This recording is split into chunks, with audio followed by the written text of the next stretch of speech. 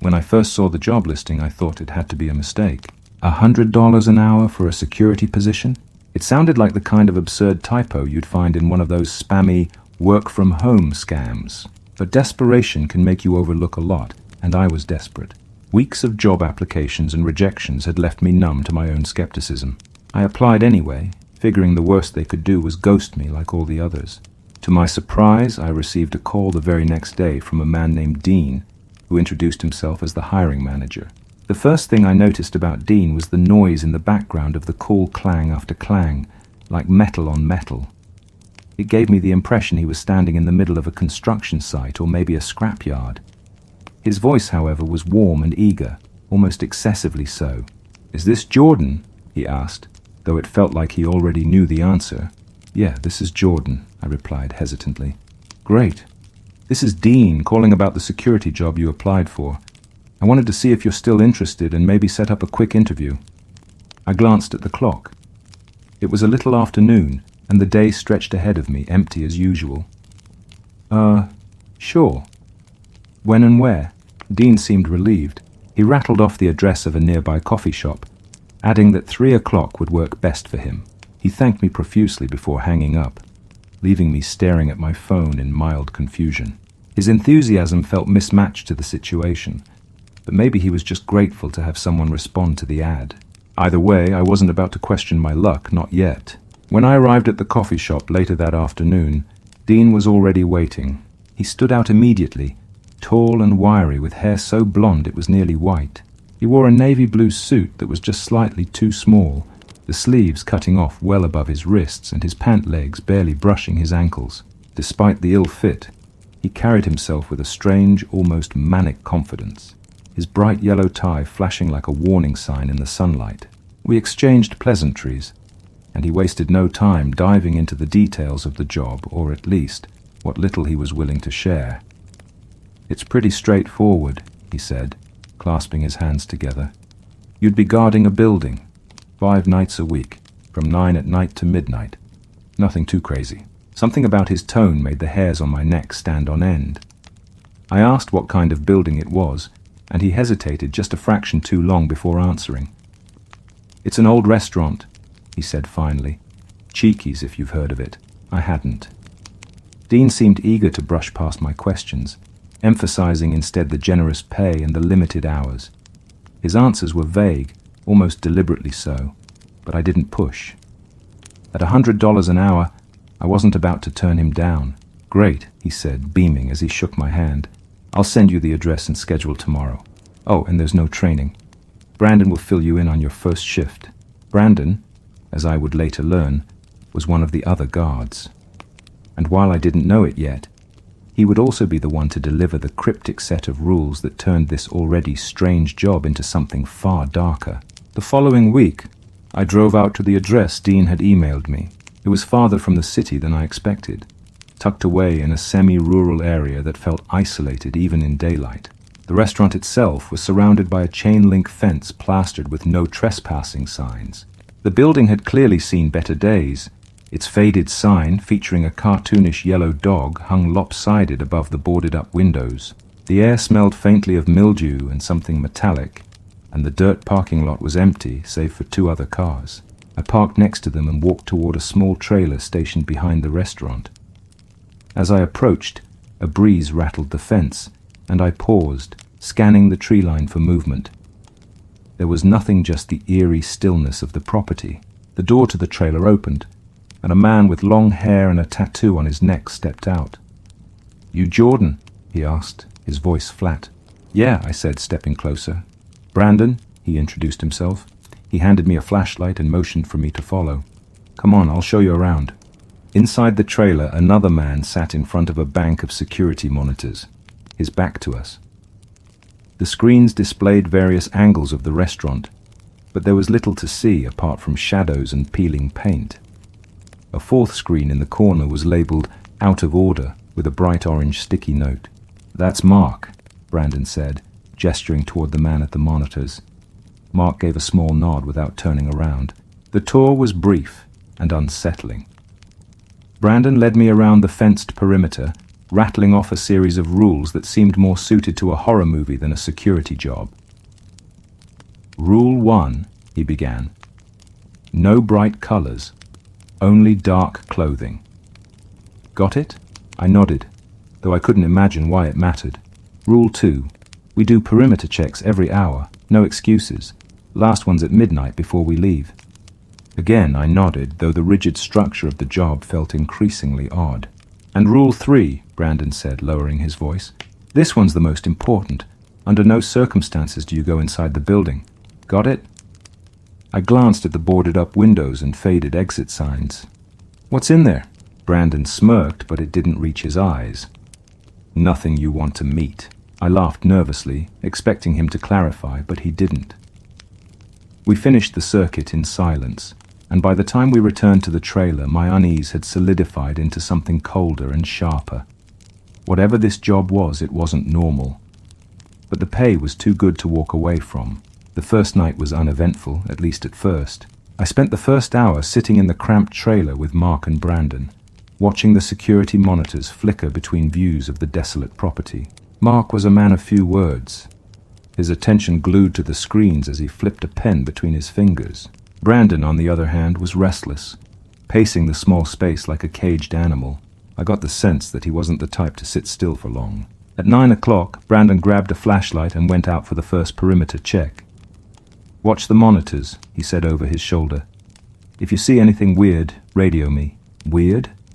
I wanted to ask what he meant by that, but the trailer door slammed shut before I could get the words out. I turned to Mark, who seemed wholly uninterested in conversation. You ever see anything out there? I asked, hoping to fill the silence. Mark didn't look away from the screens. Sometimes. What kind of sometimes? He shrugged, the scar on his cheek tugging slightly as he smirked. Weird shit. You'll see soon enough. I didn't press him further. The silence between us was heavy, broken only by the occasional static crackle from the radio. I found myself watching the out-of-order screen more than the others, its black void somehow more unnerving than the shadowy footage on the working monitors. My eyes kept drifting to it as though expecting something to flicker to life within its darkness. Brandon returned a few minutes later, looking bored. All clear, he said, tossing the flashlight onto the table. Your turn next, newbie. The hours dragged on, the monotony broken only by the scheduled perimeter checks. When my turn came at 11, I took the flashlight and stepped out into the cool night air. The property was eerily quiet, the rustling of leaves and the occasional creak of the fence the only sounds to accompany my footsteps. I swept the flashlight in wide arcs, scanning for anything out of place. As I passed the side of the building, the beam of light caught the faded exit painted above one of the doors. The paint looked fresh, too fresh for a building that had been abandoned for years. I hesitated, the cold night air pricking at the back of my neck. Somewhere in the distance a faint tapping noise echoed. I froze, straining to listen. The sound was faint, almost imperceptible, but it seemed to be coming from inside the building. My first instinct was to radio Mark or Brandon, but something stopped me. Instead, I stepped closer to the door, pressing my ear against the cold metal. Help! The voice was faint, barely more than a whisper, but it sent a jolt of adrenaline through my veins. I stumbled back, shining the flashlight at the door as my mind raced. It sounded human, desperate, and weak. Against every instinct, I reached for the handle, but a sudden burst of static from the walkie-talkie stopped me. Jordan! Mark's voice crackled through the speaker, sharp and urgent. Walk away from the building, now! I hesitated, my hand hovering over the handle. I heard something. There's someone in there. No! Mark snapped, his voice cutting through the static. There isn't. Get back to the trailer. That's an order. I wanted to argue, to demand answers, but something in Mark's tone stopped me. Reluctantly, I stepped back from the door, the flashlight trembling in my hand. The tapping noise had stopped, leaving an oppressive silence in its wake. Back in the trailer, Mark and Brandon were waiting, their faces grim. Mark didn't say anything, just pointed to the chair I'd vacated earlier. Brandon, on the other hand, was pacing again, his movements jittery and restless. You didn't go in, did you? Brandon asked, his voice tight. No, I said, sinking into the chair, but I heard something, a voice. It said, "Help." Brandon exchanged a glance with Mark, who shook his head. "Don't trust anything you hear near that building," Mark said. "It's not real." "What do you mean it's not real? It sounded real to me." Mark sighed, finally turning away from the monitors to face me. "Look, I don't know what you think you heard, but nothing good ever comes from going inside. If you want to keep this job and your sanity, you'll stay the hell away from that building."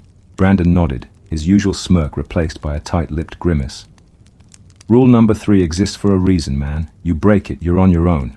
I wanted to press them for more details, but the tension in the trailer was palpable. It was clear they weren't going to tell me anything more, at least not tonight. I sat back, trying to shake the unease that had settled over me. The rest of the shift passed in uneasy silence. Every so often I thought I heard faint noises coming from the building, a soft scraping, a muffled thump, but I forced myself to ignore them. By the time midnight rolled around, I was ready to get the hell out of there. As I drove home, the events of the night replayed in my mind. I couldn't shake the feeling that Mark and Brandon were hiding something far worse than trespassers or urban legends. The voice I'd heard inside the building was too real, too human to dismiss. But if there really was someone or something in there, what was it? And why were we being paid so much to keep it locked away? The questions gnawed at me, but I knew better than to bring them up when I returned for my second shift the next night. Whatever was happening at Cheeky's, I had a feeling I wouldn't like the answers. The second night began much like the first, but I was more on edge. The memory of that faint voice and the tapping noises stayed with me, gnawing at the edges of my mind. Brandon and Mark didn't seem much happier to be there, their usual gruff banter replaced with terse silences and sidelong glances at the security monitors. I couldn't shake the feeling that they were hiding something I desperately needed to know. At 9 o'clock I took the first perimeter check. The night air was colder, the wind biting against my skin as I walked the fence line with the flashlight. The property was deathly silent, save for the occasional rustle of leaves in the distance. As I neared the building, my steps slowed. The exit door loomed ahead of me, its red lettering almost glowing in the dim light of the trailer's lamps. I told myself to keep walking, to finish the check and get back to the trailer, but then I heard it again. A faint tapping, almost imperceptible, coming from somewhere inside the building. My pulse quickened as I swept the flashlight across the door, searching for any sign of movement. The tapping stopped, replaced by an eerie silence that seemed to press against my eardrums. "Help!" The voice was louder this time, clearer. It sounded like a young woman, her voice trembling with fear. I froze, the flashlight trembling in my hand as the voice repeated, "Please, help me." "Jordan," Brandon's voice crackled over the walkie-talkie, startling me. "Get away from the building." I turned, my heart hammering in my chest. "There's someone in there," I said, my voice barely above a whisper. "I'm not imagining it." "I don't care what you think you heard," Brandon replied, his voice low and urgent. "Get back to the trailer. Now." I hesitated, torn between following orders and listening to my instincts. The voice sounded so real, so desperate. What if someone was trapped in there, hurt, or worse? But the memory of Brandon's warning and Mark's cold, unflinching stare kept me rooted to the spot. I took a step back, then another, forcing myself to turn away from the door. The voice called out again, a strangled, pitiful cry that sent a shiver down my spine. I didn't look back as I hurried back to the trailer, my pulse racing. When I stepped inside, Brandon and Mark were waiting. Brandon looked pale, his usual swagger replaced with a nervous energy that made him seem smaller somehow. Mark didn't say a word, just nodded toward the empty chair. "You're lucky," Brandon said, his voice tight. Most people don't make it back after hearing that voice. "What the hell is going on here?" I demanded, my frustration boiling over. "What's inside that building?" Brandon looked at Mark, who shook his head. "You don't want to know," Mark said flatly. "Trust me. I think I deserve an explanation," I said, my voice rising. "You can't just expect me to sit here and ignore." "Enough!" Mark snapped, his voice like a whip crack. He turned to face me, his scarred face shadowed in the dim light. "You want answers? Fine, but don't say I didn't warn you." Mark leaned back in his chair, his eyes narrowing as he studied me. For a moment I thought he might change his mind, but then he spoke, his voice low and even. "About a year before Cheeky's shut down, there was an incident," he began. "A guy working there, some college kid, went missing during his shift. He was wearing the mascot costume, the big yellow dog on the sign. The cameras caught him going into the storage room, but he never came back out. They found the costume a few days later, stuffed in the freezer. No sign of the kid. I stared at him, my mind struggling to process what he was saying. "What does that have to do with the voice?" Mark's expression darkened. "After the kid went missing, strange things started happening.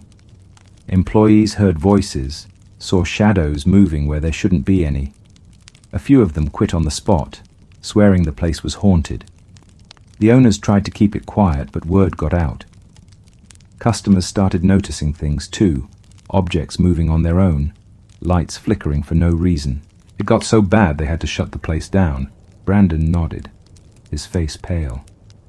"They tried selling the building, but no one wanted it. Too many rumors, too much bad history. So the company kept it, locked it up tight, and hired people like us to keep an eye on it." "But what's inside?" I pressed. "What's making the noises, the voices?" Mark sighed, rubbing a hand over his face. "We don't know, and we don't want to know. All we're here to do is keep people out and make sure whatever's in there stays inside. That's it." His words sent a chill down my spine. Whatever was in that building, it wasn't just some prank or urban legend. It was real, and it was dangerous. I sat back in my chair, my mind racing as I tried to piece together everything I'd learned. The rest of the night passed in tense silence. I didn't hear the voice again, but I couldn't shake the feeling that I was being watched. By the time my shift ended, I was more than ready to leave. But as I drove home, the questions lingered, gnawing at the edges of my mind. The third night was the breaking point. By the time I arrived at the site, my nerves were already frayed. Sleep had evaded me the night before, my mind haunted by the voice and the stories Mark had shared. I found myself jumping at shadows, my heart racing at the smallest noise. I kept telling myself it was just a job, but deep down I knew it was more than that. Something was wrong with this place, and it was pulling me in piece by piece. When I entered the trailer, Brandon and Mark were already there. Brandon looked tired, his usual smug expression replaced with one of weary resignation. Mark, as always, was stoic, his scarred face betraying nothing. Neither of them spoke as I took my seat and stared at the security monitors. The first perimeter check was mine again. I grabbed the flashlight and stepped out into the cold night air, the silence pressing down on me like a physical weight. The wind had picked up, rustling the dry grass and making the chain-link fence rattle. The building loomed ahead of me, its boarded-up windows like empty eyes staring into the void. I followed the same path as the night before, sweeping the flashlight across the fence line and the surrounding area. Everything seemed normal at first, but as I approached the exit door, the air grew colder. My breath fogged in front of me, and the hair on the back of my neck stood on end.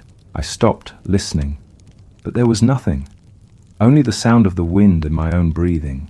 Then I heard it, a low, guttural growl, so faint I almost thought I imagined it. It came from inside the building, resonating through the thick walls like the hum of an engine. I froze, the flashlight trembling in my hand as the growl grew louder, more distinct. It wasn't human of that, I was certain. "Jordan," Mark's voice crackled through the walkie-talkie, startling me. "Get back to the trailer, now." I turned to respond, but before I could say anything, the growl turned into a roar. The sound was deafening, shaking me to my core. It was like nothing I'd ever heard, part animal, part something else entirely. I stumbled backward, my heart hammering in my chest as the sound reverberated through the night. "I'm coming back," I managed to say, my voice barely audible over the pounding in my ears. I turned and ran, my flashlight bouncing wildly as I made my way back to the trailer. The roar followed me, growing fainter with each step, until it finally faded into silence. When I burst into the trailer, Brandon and Mark were waiting, their faces pale. Brandon looked like he was about to be sick, while Mark's expression was unreadable. He nodded toward the empty chair, and I sank into it, my hands trembling. "What the hell was that?" I asked, my voice shaking. Mark didn't answer. He just stared at the monitors, his jaw clenched. Brandon shifted uncomfortably, avoiding my gaze. "We told you," Mark said finally, his voice low and steady. "You don't want to know." The rest of the shift passed in a tense, uneasy silence. None of us spoke, our eyes glued to the monitors as we waited for anything to happen. But the building remained still, the boarded windows and locked doors hiding whatever horrors lay inside. At midnight, Brandon took the final perimeter check. I watched him on the monitors as he made his way around the building, his flashlight cutting through the darkness. He moved quickly, his shoulders hunched as if trying to make himself smaller. When he reached the exit door, he hesitated, shining the flashlight on it for a moment before shaking his head and continuing on. He returned a few minutes later, his face pale. "All clear," he said, dropping into his chair. But his voice lacked conviction, and I could see the fear in his eyes. As the shift ended, I gathered my things and prepared to leave. Mark stopped me at the door, his scarred face illuminated by the harsh light of the trailer. "Be careful," he said, his voice barely above a whisper. "This job, it gets to people. Don't let it get to you." I nodded, too tired and too scared to argue. As I drove home, the words echoed in my mind, mingling with the roar and the voice that still haunted me. I didn't know how much more of this I could take, but I needed the money. Quitting wasn't an option, at least. Not yet. The fourth night was worse. The moment I stepped onto the property, I felt it. A heavy, oppressive weight that seemed to seep into my very bones. The air was colder, the wind sharper, and the silence deeper. Even Brandon and Mark seemed affected, their usual banter replaced with uneasy glances and terse instructions. The first perimeter check was mine again, and I set out with the flashlight, my heart pounding with every step. The building loomed ahead of me, its dark silhouette like a wound against the night sky. As I approached the exit door, I heard it again, the growl, low and menacing, like a predator circling its prey. This time I didn't stop. I turned and ran, the flashlight bouncing wildly as I made my way back to the trailer. I could feel it behind me, a presence that pressed against my back like a hand reaching out to pull me in. When I burst into the trailer, Brandon and Mark were already on their feet, their faces pale. "It's getting stronger," Brandon said, his voice trembling. "Whatever's in there, it's not happy." Mark nodded, his jaw clenched. "We need to be careful," he said. "If it gets out..." He didn't finish the sentence, but he didn't have to. We all knew what he meant. That fourth night was a blur of tension and unspoken fear. Mark's words stuck with me. "If it gets out." The statement echoed like a prophecy, filling the silence as the hours crawled by. We all sat in the trailer, watching the monitors as if they might reveal some grand truth. They didn't. Instead, the screens showed the same desolate view. The overgrown lot, the chain-link fence, the crumbling restaurant shrouded in darkness. The only signs of life were the occasional movements of rats or the flutter of moths around the dim exterior lights. At 10 o'clock, Brandon went out for the first perimeter check. I watched him on the monitors, my stomach twisting with unease. He moved slower than usual, his flashlight flickering as it illuminated the patches of dead grass and boarded-up windows. When he reached the exit door, he stopped, the light pausing on the red lettering for a moment too long. Then, with a shake of his head, he moved on, disappearing around the side of the building. When he returned, his face was pale, and he avoided eye contact with both Mark and me. He sat down heavily in his chair and stared at the monitors without a word. His silence was contagious, and neither Mark nor I dared to break it. At 11 o'clock, it was Mark's turn. He grabbed the flashlight and stepped out into the cold night without a word. The trailer door closed behind him with a metallic clank that seemed louder than it should have been. I watched him on the monitors, my breath caught in my throat as he made his way around the building. Unlike Brandon, he moved with purpose, his shoulders squared and his steps steady. But when he reached the exit door, he stopped. His flashlight wavered as he stared at the red letters, his body rigid. For a moment, he didn't move. Then, he raised his hand to his walkie-talkie and spoke, his voice crackling through the speaker in the trailer. I heard something, he said. It's coming from inside. Brandon and I exchanged a look. My stomach dropped as the growl started again, low and guttural, vibrating through the air like a distant thunderstorm. On the monitor, I saw Mark take a step back, his flashlight shaking. "Get back here," Brandon said into his walkie-talkie, his voice tight with urgency. "Now!" Mark didn't respond. Instead, he turned and ran, the flashlight beam bouncing wildly as he sprinted back to the trailer. The growl grew louder, and I saw a shadow move behind the exit door, a fleeting glimpse of something large and unnatural. When Mark burst through the trailer door, he was breathing hard, his face slick with sweat. He slammed the door shut behind him and locked it, leaning against it as if he expected something to burst through at any moment. "It's awake," he said, his voice barely above a whisper, "and it knows we're here."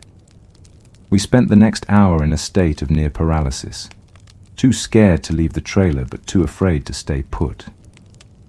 The monitors showed nothing unusual, but the growls continued, rising and falling in intensity like a terrible rhythm.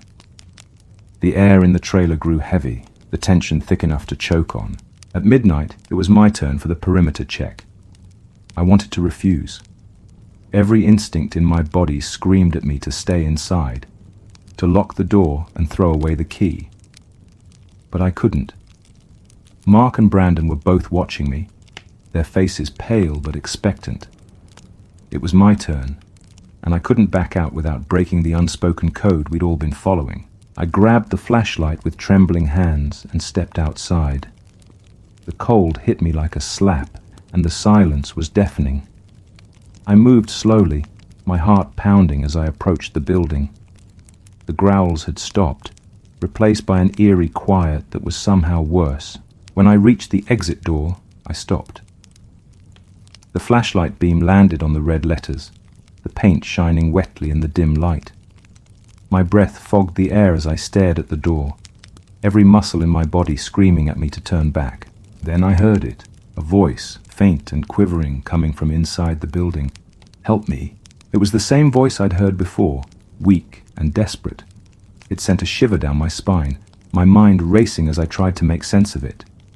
I thought about the stories Mark and Brandon had told me, about the missing employee and the strange experiments. Was this him? Was he still alive in there, trapped and suffering? "Jordan!" Mark's voice crackled through the walkie-talkie, snapping me out of my thoughts. "Get back to the trailer, now!" I hesitated, the flashlight beam wavering as I stared at the door. The voice called out again, louder this time. "Help me, please. I can't just leave him," I said into the walkie-talkie, my voice shaking. "What if he's hurt?" "Jordan, don't!" Brandon's voice was sharp, almost panicked. "It's not what you think. Get back here now." But it was too late. I'd already made up my mind. I stepped forward, reaching for the door handle, ignoring the protests crackling through the walkie-talkie. I had to know the truth. The door creaked open and I stepped inside. The door slammed shut behind me with a deafening clang, plunging me into complete darkness. My heart pounded in my chest as I fumbled for the flashlight, its beam cutting through the suffocating blackness. The air was thick, carrying a stench so foul it nearly made me gag, a mix of rotting meat, mildew, and something metallic like blood. The weak voice that had lured me in was gone now, leaving only silence. I swept the flashlight around the room, revealing peeling wallpaper, shattered furniture, and debris scattered across the floor. It looked like a bomb had gone off inside. Rat carcasses littered the floor, their bodies unnaturally twisted as if they'd been crushed by something far stronger than they were. The smell was worse here, almost unbearable. "Jordan!" Mark's voice crackled through the walkie-talkie on my belt. I jumped, nearly dropping the flashlight. "Get out of there, now!" I'm fine," I lied, my voice trembling. "I think there's someone in here. I just need to check." "Don't you dare finish that sentence," Brandon barked. "You have no idea what you're dealing with." But I ignored them. Something had been calling for help, and now that I was inside, I had to know what it was. The flashlight beam landed on a hallway ahead, its walls smeared with something dark and dried. It wasn't paint. The realization sent a shiver down my spine, but I forced myself to keep moving. I took slow, deliberate steps, the sound of my boots crunching against broken glass and debris echoing around me. With each step, the flashlight flickered, threatening to go out completely. I tapped it against my palm, muttering curses under my breath. The farther I ventured, the colder it became. My breath fogged the air as frost began to creep along the walls, creating strange, jagged patterns. And then I heard it, a wet, slithering sound, like something heavy being dragged across the floor. It was faint at first, almost imperceptible, but it grew louder with each passing second. My grip on the flashlight tightened as I scanned the hallway, the beam darting from wall to wall. There was nothing there, but the sound continued, closer now. "Jordan, do you hear me?" Mark's voice cut through the walkie-talkie again, frantic. "It's awake. It knows you're in there. Get the hell out." I froze, every nerve in my body screaming for me to run. The dragging sound stopped abruptly, replaced by the soft, rhythmic creak of something swaying. Slowly, reluctantly, I turned the flashlight toward the ceiling. My heart stopped. Hanging from the rafters was what remained of a man. His body was emaciated, the skin yellowed and stretched taut over protruding bones. His head hung at an unnatural angle, his neck twisted like a piece of crumpled wire. But it was his face that truly terrified me. His eyes were wide open, unblinking, and his mouth was frozen in a grotesque grin. His jaw hung loose, as if it had been unhinged, and from it dangled strands of yellow fur. The man was wearing a tattered version of the Cheeky's mascot costume. I staggered back, bile rising in my throat as the beam of the flashlight trembled in my hand. The body swayed slightly, creaking as it moved, and for a moment I thought I saw its hand twitch. I turned, stumbling toward the door I had come through, but it was gone. The hallway behind me stretched endlessly, the exit nowhere in sight. "Jordan, are you still there?" Brandon's voice crackled through the walkie-talkie, but I couldn't bring myself to answer. My legs felt like lead as I took another step forward, my mind racing. I had to find another way out. The slithering sound returned, louder this time, accompanied by a low, guttural growl. It reverberated through the walls, vibrating the very air around me. The flashlight flickered again, and in its brief moments of darkness, I saw something move at the end of the hallway. It was massive, its shadow blotting out the faint light from a cracked window at the far end. No, I whispered to myself, backing away. The growl grew louder, a terrible rumbling sound that shook me to my core, and then it stepped into the light. The creature was a nightmare made flesh. Its body was grotesquely twisted, covered in patches of matted yellow fur that barely clung to its rotting flesh. Its head resembled that of a dog, but the snout was elongated and its jaw hung open, revealing rows of jagged, uneven teeth. Its eyes glowed a sickly yellow, locking onto me with an intelligence that was far too human. It moved on all fours, its elongated limbs contorting unnaturally as it advanced. I tried to run, but my legs refused to move. The creature tilted its head, its ears twitching as it sniffed the air. Then it smiled, a grotesque, unnatural grin that sent a chill down my spine. It let out a sound that was somewhere between a bark and a laugh, and then it lunged. I screamed, throwing myself to the side just as the creature slammed into the spot where I had been standing. The impact sent a shockwave through the floor, and I scrambled to my feet, clutching the flashlight like a weapon. The creature snarled, its massive claws scraping against the walls as it turned to face me. "Help!" I shouted into the walkie-talkie, my voice cracking. "It's here! It's in here with me!" "Jordan, get out of there!" Mark's voice came through, desperate. "Find a way out, now!" But there was no way out. The hallway stretched on endlessly, the walls closing in as the creature stalked toward me. I backed away, my mind racing for a solution. My foot hit something hard, and I glanced down to see a metal pipe lying on the ground. Without thinking, I grabbed it and held it in front of me like a sword. The creature lunged again, and I swung the pipe with all my strength. It connected with the side of its head, and the creature let out a deafening roar, staggering back. But it wasn't enough to stop it. It shook its head, the glow in its eyes intensifying as it let out another guttural growl. I turned and ran, my legs finally obeying me. The hallway twisted and turned, the walls narrowing and expanding in unnatural ways. Doors appeared and disappeared as I ran, their handles rusted and useless. The creature was right behind me, its claws scraping against the floor as it gave chase. My breath came in ragged gasps as I sprinted down the endless hallway, my flashlight bouncing wildly in my hand. The creature's growls were deafening now, so close I could almost feel its hot breath on the back of my neck. My muscles burned, my lungs screamed for air, but I couldn't stop. Stopping meant death, worse than death, maybe. I rounded a corner and nearly slipped on something slick and wet. The flashlight beam caught it, a smear of fresh blood leading to a crumpled body propped against the wall. It was Brandon. His chest had been ripped open, ribs jutting out like broken branches, and his eyes stared blankly ahead, frozen in terror.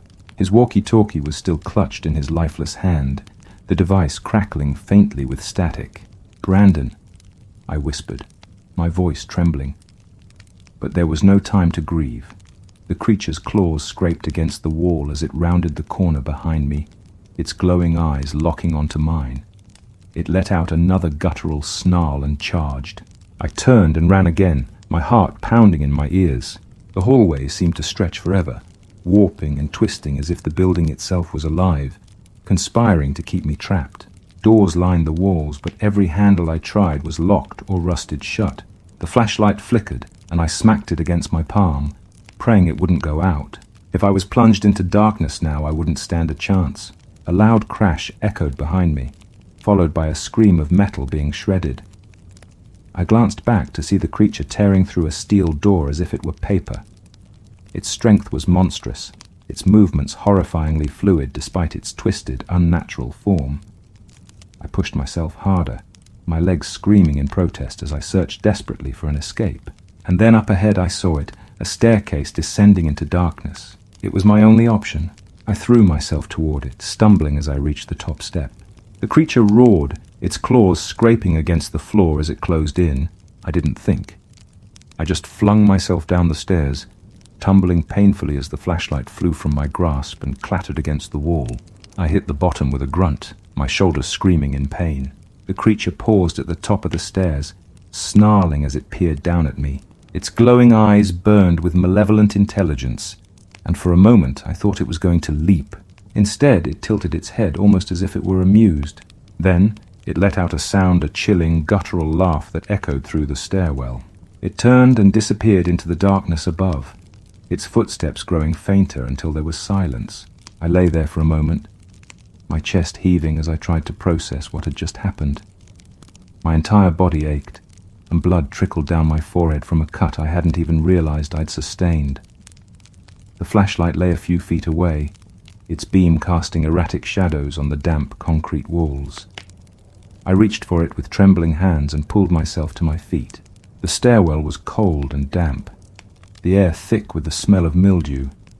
The walls were lined with pipes, some of them leaking water that dripped steadily onto the floor. I had no idea where I was, but I knew I couldn't stay here. The creature might have left, but it wouldn't stay gone for long. I needed to find a way out. The stairs led down to a narrow hallway, its floor slick with water and something else, something thicker, darker. I tried not to think about it as I moved cautiously forward, the flashlight flickering weakly in my hand. The walls were covered in strange markings, symbols etched into the concrete that I couldn't decipher. They seemed ancient, almost ritualistic, and they glowed faintly in the dim light. Ahead, the hallway opened into a larger room. I stepped inside, my heart sinking as I took in my surroundings. The room was massive, its walls lined with cages, rusted, twisted cages, each one barely big enough to hold a person. Most of them were empty, but a few contained remains, skeletal figures huddled in unnatural positions, their bones gnawed and broken. The stench was overwhelming, a sickening mix of decay and something chemical. In the center of the room stood a large circular pit. Its edges were lined with more of those strange, glowing symbols, and a faint, pulsing light emanated from within. I approached cautiously, peering over the edge. The pit seemed bottomless, its depths shrouded in darkness, but the light grew stronger the closer I got, and then I heard it. A faint, rhythmic sound, like breathing.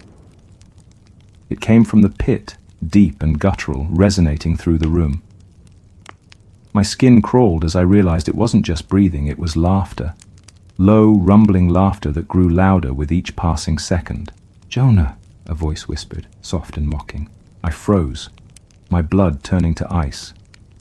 The voice came from the pit, but it echoed all around me as if the room itself was speaking.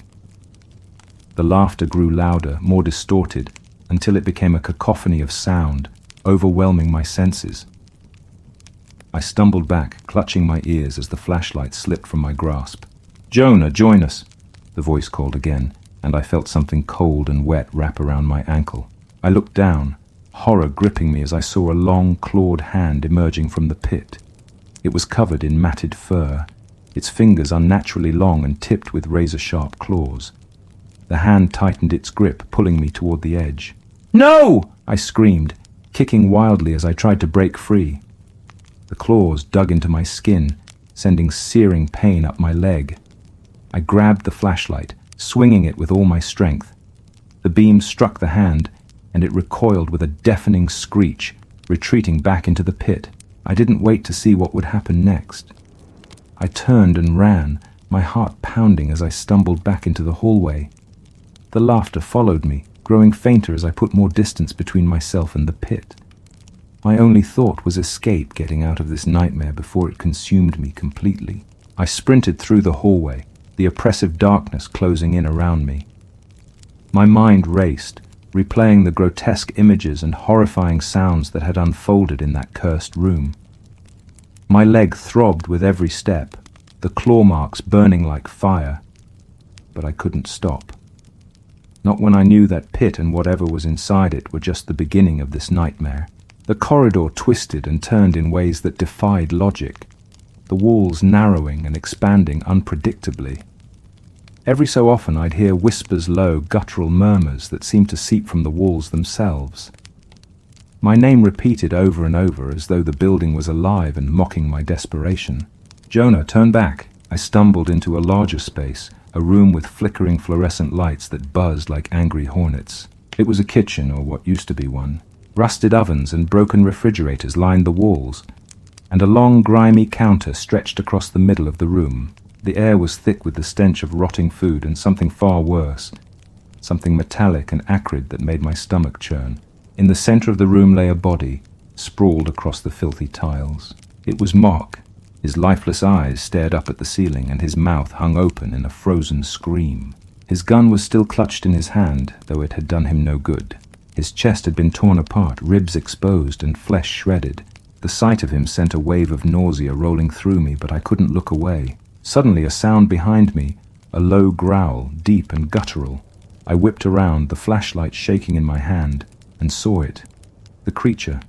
It stood in the doorway, its massive form hunched and twisted, its glowing yellow eyes burning with a malevolent intelligence.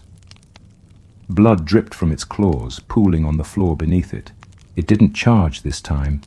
It didn't need to. Instead, it tilted its head, studying me with an almost human curiosity. For a moment, it was as if it recognized me, as if there was something familiar in its gaze. Then it grinned, a horrifying, tooth-filled grin that stretched impossibly wide, and took a slow step forward. "No," I muttered, backing away. "Stay back." It took another step, its claws clicking against the tile floor. I fumbled for the walkie-talkie, raising it to my mouth with trembling hands. "Brandon, Mark!" I shouted, even though I knew it was pointless. "Somebody help me!" Static crackled in response, followed by faint laughter, deep, guttural, and mocking. It wasn't coming from the walkie. It was coming from the creature. I turned and ran, not caring where I went, as long as it was away from that thing. I burst through a door at the back of the kitchen and found myself in another hallway, this one lined with shattered glass and graffiti. The whispers grew louder, overlapping until they became a deafening roar. My vision blurred, and the floor seemed to tilt beneath me, but I kept moving. At last, I saw it. A door at the end of the hallway. A heavy metal door, slightly ajar, with faint moonlight streaming through the crack. My heart leapt. Freedom. Escape. I pushed myself harder, ignoring the searing pain in my leg, the exhaustion that threatened to pull me under. The door loomed closer, and I reached out, my fingers brushing the cold metal. Then I heard it. The rapid, thunderous pounding of the creature's footsteps behind me. I threw myself against the door, shoving it open with all my strength. The cold night air hit me like a wave, sharp and bracing, and I stumbled out into the dirt. I turned and slammed the door shut, throwing the rusted bolt into place just as the creature crashed against it from the other side. The impact shook the door, but it held. I fell to the ground, gasping for air, my entire body trembling. The banging continued, relentless and furious, but I didn't wait to see if the door would hold. I scrambled to my feet and ran toward the fence, my car just beyond it, parked where I had left it. The gate was still ajar, swaying gently in the breeze. I climbed into the car, my hands shaking so badly I could barely fit the key into the ignition. The engine roared to life and I threw the car into drive, speeding away from that cursed place without looking back. The building grew smaller in my rearview mirror, its shadow stretching impossibly long under the pale light of the moon. It wasn't until I was miles down the road, the headlights illuminating the empty highway, that I allowed myself to breathe. My hands still trembled on the wheel, and my mind raced with the images of everything I had seen. Brandon, Mark, that thing. Whatever was inside that building, it wasn't human, not anymore. I drove aimlessly, unsure of where to go or what to do. I couldn't go home, not yet. I needed to think, to process what had happened, but every time I closed my eyes, I saw its face. The grotesque grin, the glowing eyes, the twisted remnants of humanity that clung to it like a cruel joke. I pulled into a rest stop hours later, parking beneath a flickering streetlight. My body ached, my leg throbbed, and exhaustion threatened to pull me under, but I couldn't sleep. I sat there, staring at the empty road ahead, the events of the night replaying over and over in my mind. Then I saw it, a piece of paper tucked under the windshield wiper. My heart stopped. I hadn't seen anyone at the rest stop, hadn't heard anyone approach. With trembling hands, I reached for the paper and unfolded it. It was a flyer, handwritten in shaky letters. "Join us for Cheeky's grand reopening next week," it read. Below that was the address of the building I had just escaped from, along with the grinning yellow dog mascot. I crumpled the flyer in my hand, my stomach twisting with dread.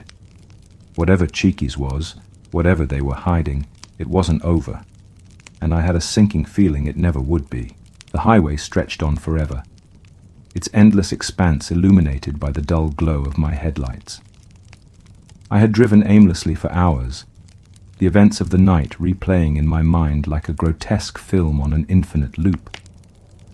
The creature's eyes, its twisted grin, the sounds of Brandon and Mark's final moments. It was all etched into me now, as permanent as a scar. I hadn't touched the crumpled flyer since shoving it into my glove compartment. Just knowing it was there was enough to keep the dread alive. A constant reminder of what I'd seen and what I'd left behind. But the words on it were burned into my brain. Cheeky's grand reopening. Why? Why would anyone reopen that place? What could they possibly gain from letting whatever was inside run free? Unless that was the point. Unless that thing was never meant to be contained. A part of me wanted to go back, to find out more, to expose the horrors I had witnessed. But the smarter part of me knew better. This wasn't something I could fight. It wasn't something anyone could fight. The truth of that hit me harder than I wanted to admit, leaving a hollow ache in my chest. Some things are better left unknown, better left buried. And yet, I knew deep down that burying this wasn't an option. As dawn broke over the horizon, painting the sky in hues of pale orange and pink, I found myself at a truck stop on the edge of nowhere. The neon sign flickered weakly, casting an eerie glow over the handful of parked cars. I parked my car at the far end of the lot and stepped out, the cold morning air biting at my skin. Inside, the diner was quiet, save for the hum of the coffee machine and the faint murmur of a radio. A waitress with tired eyes and a kind smile took my order, a plate of eggs and a coffee that I wasn't sure I'd be able to stomach. I sat in the far corner, my back to the wall, and watched the sparse crowd of travelers and truckers as they went about their morning. I wanted to feel safe here, in this normal, mundane place. But I couldn't shake the sense of being watched.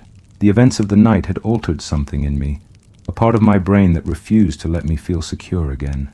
Every creak of the door, every shuffle of a footstep sent a jolt of anxiety through me. I kept my eyes on the window, half expecting to see those glowing yellow eyes staring back at me from the parking lot. When the waitress returned with my coffee, I asked her a question, my voice quieter than I intended. "You ever heard of a place called Cheeky's?" She gave me a strange look, her brow furrowing as she set the mug down. "The old restaurant?" I nodded. "Yeah, I heard of it. Used to be one not too far from here. Closed down a while back, though." She hesitated, glancing around before leaning in closer. "Why do you ask?" I shook my head, unsure of how much to say. "Just curious. I heard some things." Her expression darkened and she folded her arms across her chest. "You hear about the guy who disappeared there? The one in the mascot suit?" "Yeah," I said, though the words felt heavy in my throat. "Well," she continued, lowering her voice to a whisper, "my cousin used to work there. He told me that place was bad news, said they did experiments or something in the back. Don't know if it's true, but after what happened, I wouldn't doubt it." "What kind of experiments?" I asked, my pulse quickening. She shook her head, her lips pressing into a thin line. "Don't know. He didn't like to talk about it. Said it was better that way." I wanted to ask more, but she straightened up and walked away, leaving me alone with my thoughts. My coffee sat untouched, growing colder by the second. My appetite was gone, replaced by the gnawing dread that had followed me from that cursed building. As I left the diner and got back into my car, the radio crackled to life, a familiar voice cutting through the static. It was a local station, one I'd heard a dozen times before, but the words they spoke sent a chill down my spine. "Exciting news for our listeners this morning. After years of waiting, Cheeky's is finally reopening its doors. That's right, folks, the grand reopening is just a week away. So bring the family, bring your friends, and come see what the buzz is all about." The voice was cheerful, upbeat, completely oblivious to the horrors that lay behind those boarded-up walls. I turned the radio off, my hand trembling as I gripped the steering wheel. I could still see the flyer in my mind, the grinning yellow dog that now felt more like a warning than an invitation. I drove away from the truck stop, away from the diner, away from everything. But no matter how far I went, I couldn't escape the feeling that I had left something unfinished. I couldn't escape the knowledge that somewhere in that dilapidated building, the thing I had seen was waiting for the doors to open, waiting for its chance to step into the world. And when it did, I knew it wouldn't stop. Not until it had consumed everything in its path. Some places should never be revisited, some secrets should never be uncovered, and some doors should never be reopened.